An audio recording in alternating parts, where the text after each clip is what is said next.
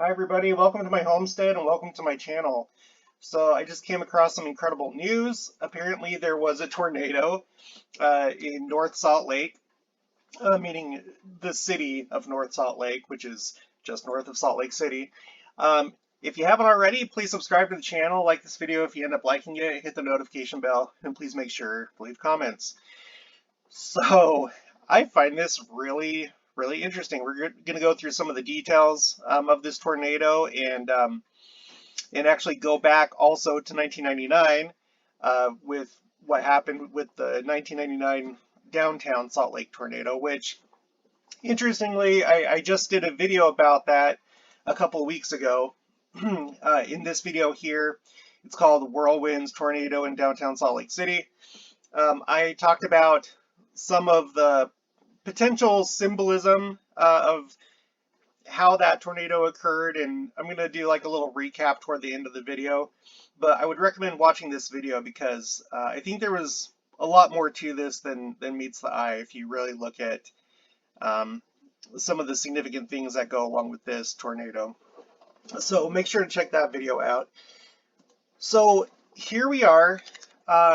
It's 22 years later since there was that tornado. Now, Utah averages 2 tornadoes per year, right? And they don't really get much stronger than the one that was in downtown Salt Lake, which was a EF2 tornado.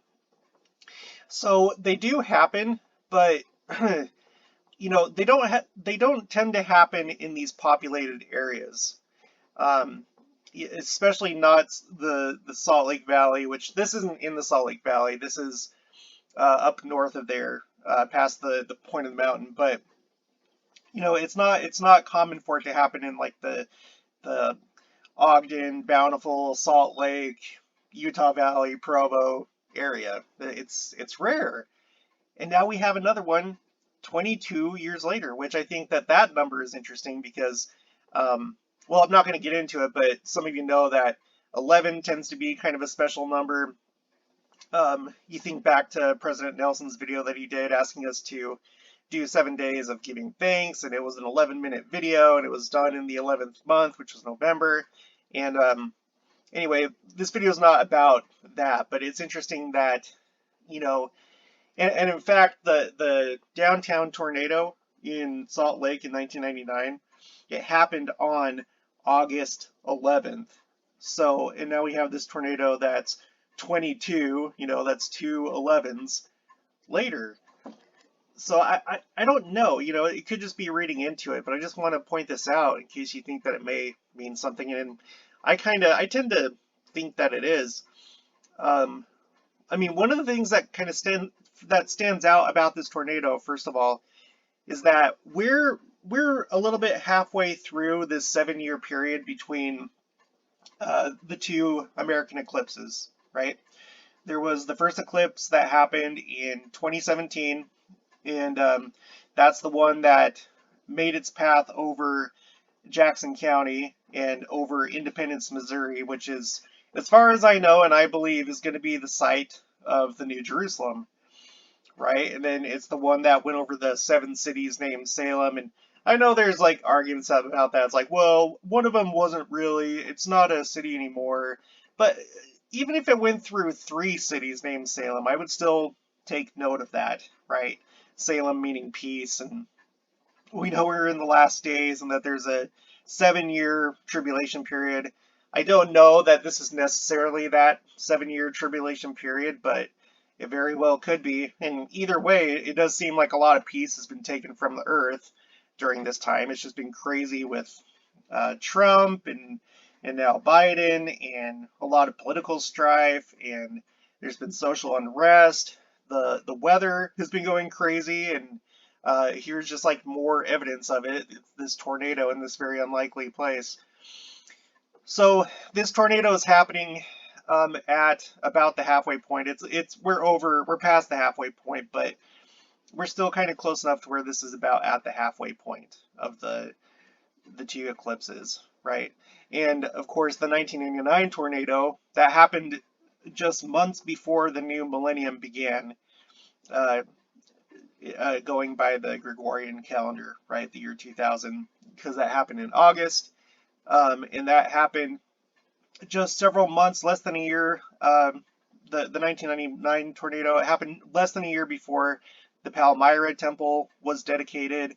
And for those of us that believe that that was a very special event, that it possibly opened the seventh seal, simply because it was, it all had to do with how it was like a worldwide satellite broadcast dedication. So it seemed to be really out of the ordinary. It kind of lines up with scripture and Revelation, the way that John describes like this gathering of angels. Well, anyway, you'll have to just look at other videos for that. But so the timing of these two tornadoes I find interesting, very, very interesting. So so here's some facts about this tornado. So this one was an EF1, right? This happened on Thursday, so this was 2 days ago. Let's see, down here.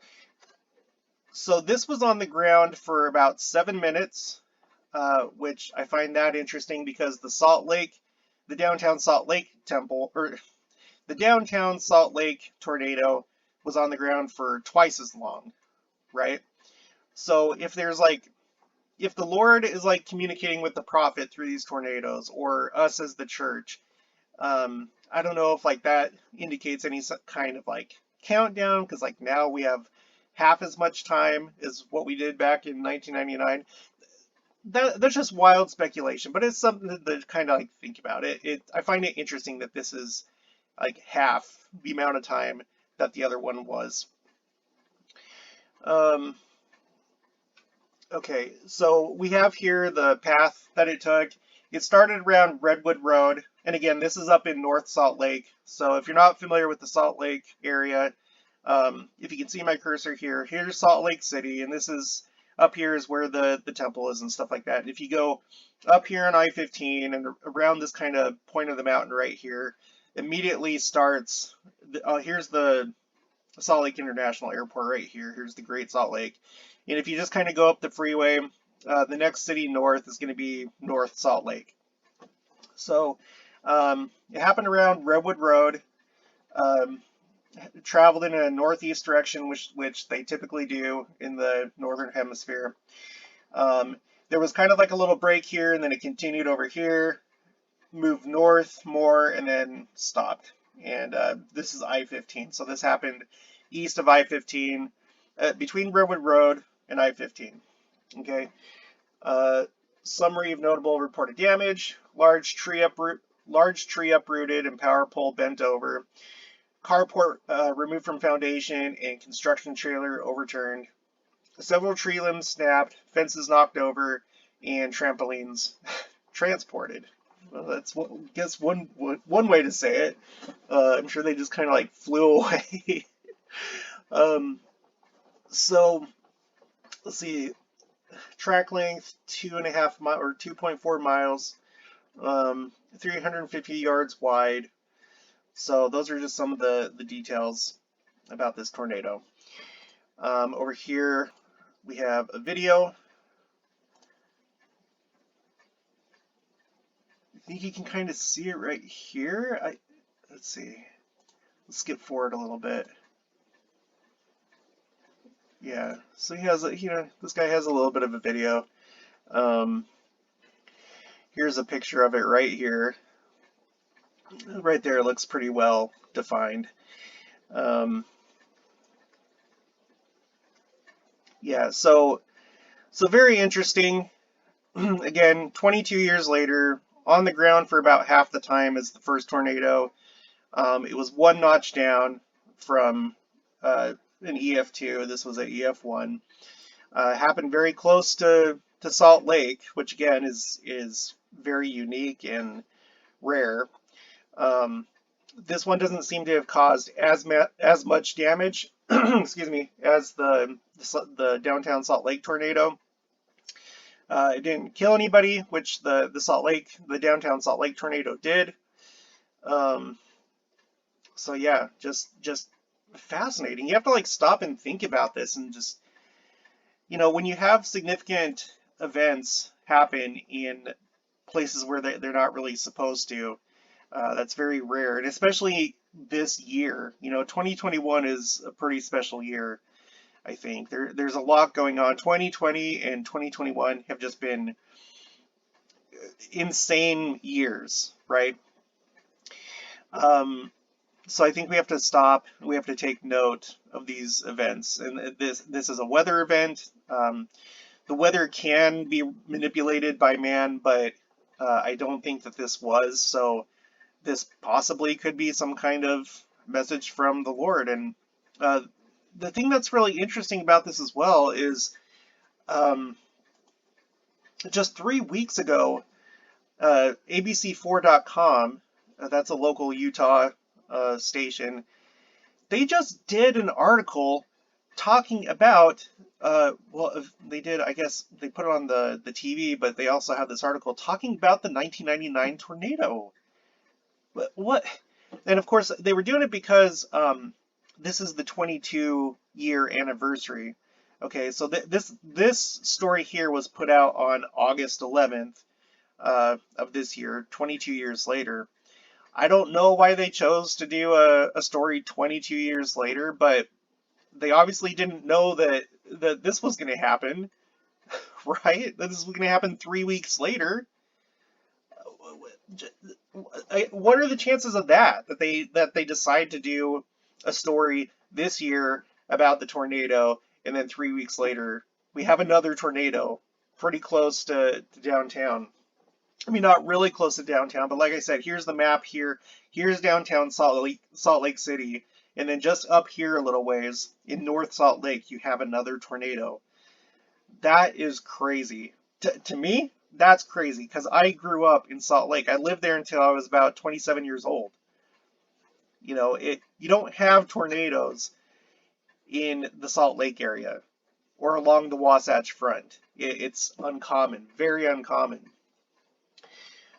Here was another video. I'm gonna link all these things down in the description box so you can check it out yourself. Okay, I'm gonna link my video in case you want to go check that out. This video, one of the things that I pointed out is that I was doing a research on the word whirlwind when it shows up in the scriptures, because I believe that a whirlwind is a type of being translated, being raptured, being quickened, whatever you want to call it, because of when Elijah, he was taken up and translated, and he was taken up in a whirlwind. So again, you can watch that video. It's very interesting, and I think that the events of 1999 probably have some kind of relation to what just happened a couple days ago. Let's play this video just really quick, get another view. This person was driving down the road. Here you see the tornado. Unfortunately, oh wow, that was probably a transformer, I guess, that just blew. Unfortunately, the autofocus decided to focus on the raindrops on the windshield, but you can still see the tornado moving right here. And wow, what a sight! That's not something that you expect to see when you live in the Salt Lake area. That is just crazy. So here we have this article talking about the 1999 tornado. It has like a little video here that shows that tornado's path.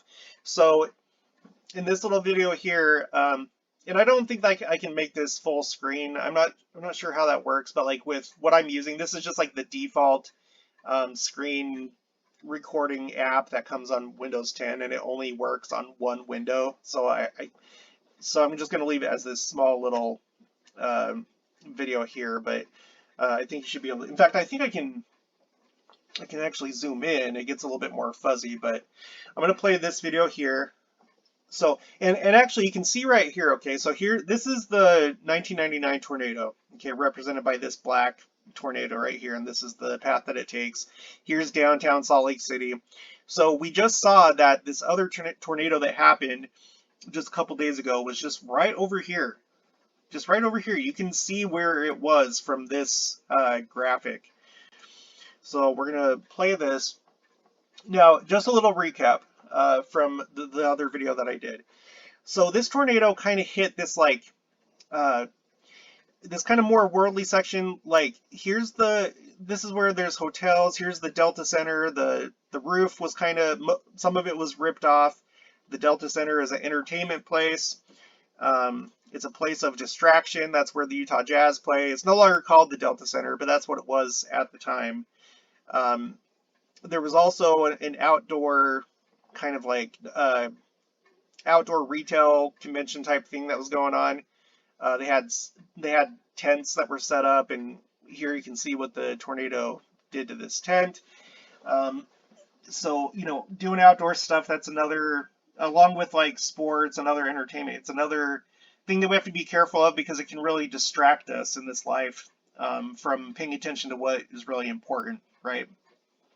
Not that it's wrong to do. It's not wrong to watch basketball. It's not wrong to do lots of outdoor activities. Those can be really wholesome things, but we have to kind of be careful not to get too wrapped up into it.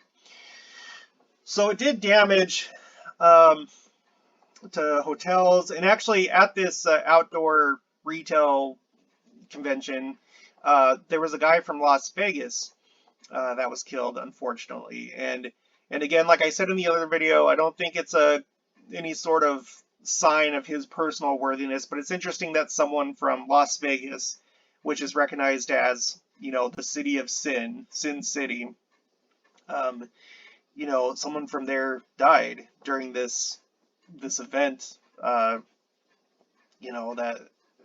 basically could only be produced by God. I don't think that this was weather manipulation. I don't think that he was being punished, but that could be possibly a symbol that we could take out of this. That all these entertainment type structures and a guy from a really wicked city, all sustained a lot of damage, got destroyed, and then this guy unfortunately was killed.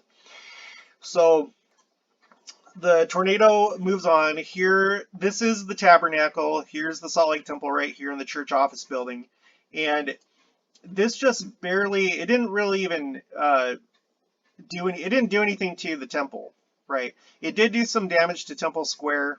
Some trees were uprooted, and there were strong winds in this area and whatever. There was a construction crane that was knocked over. I didn't know this until I watched this video. 4 workers were injured at the conference center, but it did some damage, but nothing really too bad.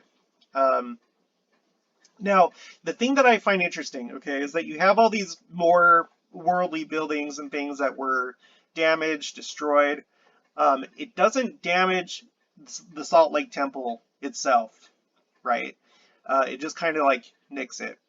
And I kind of talked about how this could be possibly a type of the last days, how you see in the scriptures it talks about over and over again how whirlwinds are not a good thing for the wicked. They come and they basically destroy the wicked. But for the righteous, at least in one example with Elijah, it was something that took him away from this world and translated him. It took him to where he could be translated. And it just makes me wonder if, we have all this destruction happening in the world, and that's what's happening right now in the last days.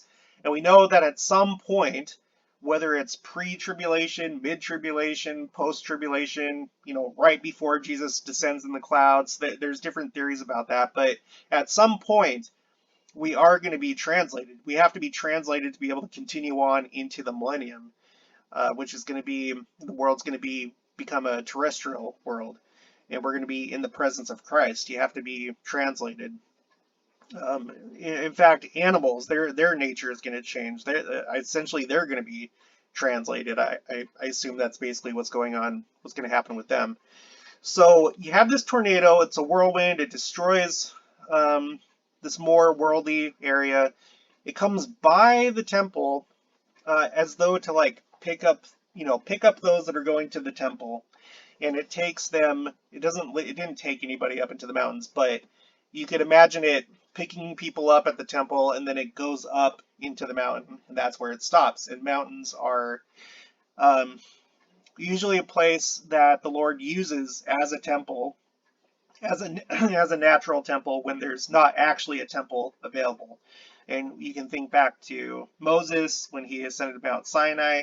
We know Nephi when he went to go receive instruction and spiritual knowledge. He was instructed to go up to the into the mountain, and that's pretty well known. The mountains are a pretty well known symbol of connecting with God, being in a temple like area, somewhere that's holy. Um, so I just find that very interesting. And at the time that this was happening, okay, we had a couple uh, that were being married at the time, or they had just gotten done with their wedding. Or I don't know what was going on, but if you watch this video, you have their friends and family there, so I think that this was the day of their wedding. And this is basically the only video you can find in this location, like down where the tornado was. Everything else was just like security cameras or news cameras kind of from far away. But as far as like personal cameras go, this is the only one that I'm aware of right now that you can find that kind of shows up close what was going on. It didn't get really very good coverage of the tornado itself, but you can see all the wind that's going on, and everyone kind of scrambles and gets close to the temple to escape the winds. None of these people were injured, to my knowledge. Everyone seemed to come out okay. But the interesting thing about this, okay, this is a wedding that's happening.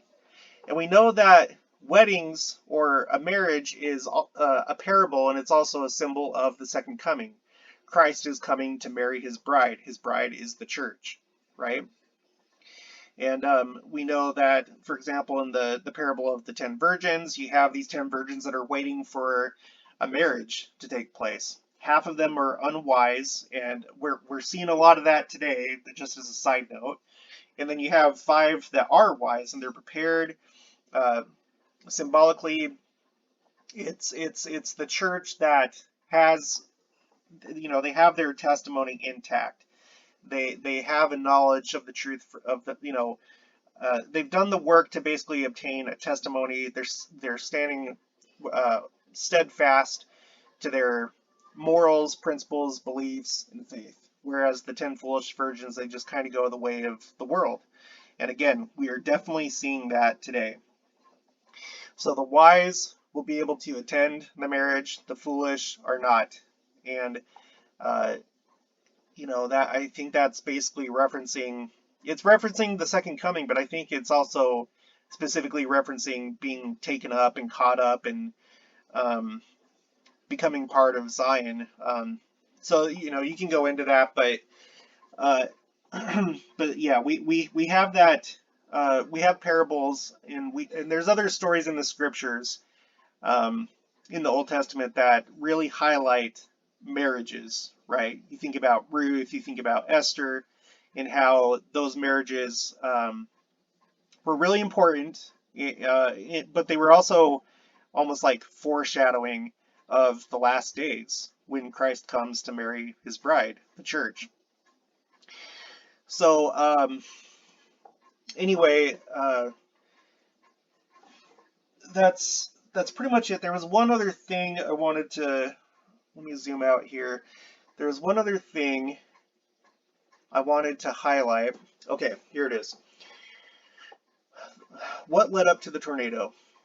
A unique atmospheric setup is responsible for the genesis of the rare tornado. A strong trough lagging over northeastern Utah and a southerly flow moving higher warm air raised the dew points of the mid and upper 50s, setting up a perfect situation for the tornado to form. The weak breeze off the lake is what the meteorologists refer to as low-level wind shear, another key ingredient in forming the tornado. As the storm started swirling and spinning, it intensified rapidly. By the time it reached downtown Salt Lake City, cloud tops had reached over 40,000 feet. This is just a side note, but that was like another thing about this tornado is how quickly there's been stories, like news stories talking about how there was like not really much warning at all. It happened very fast, and that's another symbol of the second coming, isn't it? that it's going to come as a thief in the night. It's just going to suddenly come upon you.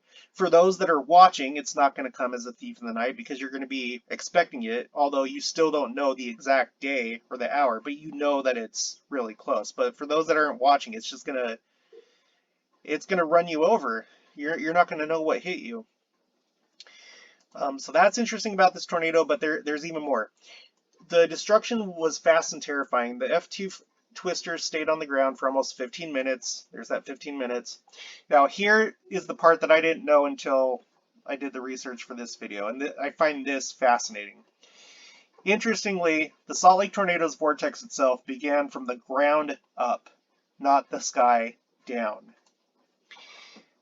That is interesting because if this tornado, if the Lord intended for this tornado to be a message to the prophet, who at the time was Gordon B. Hinckley, and possibly to future prophets, and also for those that are able to see the symbolism. And I'm not claiming that I do. I may just be looking into all this too closely, but let's just assume that maybe this is true.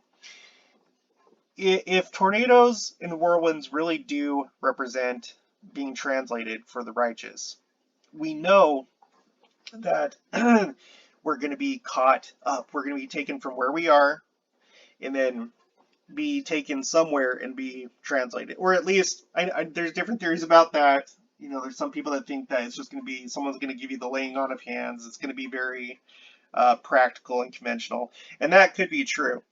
But there is also the possibility that we'll literally be taken to a different place and then possibly come back. I'm just going to say there's not very many details on that. And there's people that think that they really have it figured out, and that's great. Maybe they do, but I don't think there's enough to really say exactly how this is going to go down, right? But one theory is that we're going to be literally taken up, quote, into the midst of the pillar of heaven, as it's phrased in the scriptures. And that would go along nicely with this, about how this tornado went up, it didn't come down. So, all right, I'm just going to close on that note. This video kind of went longer than I wanted it to, but this is just crazy. This is just more signs of the times. It really, really is. Please take note of this stuff, and don't just wave everything off as coincidence, because I really don't think that there's when it comes to stuff like this, there isn't coincidence. Everything happens for a reason. I may have interpreted this wrong, but at least this will give you something to think about. So if you haven't already, please subscribe to the channel, like this video if you liked it, hit the notification bell, and make sure to leave comments and let me know what you think about this, and if any other thoughts came to you. I would really like to hear that. And I'll talk to you guys later.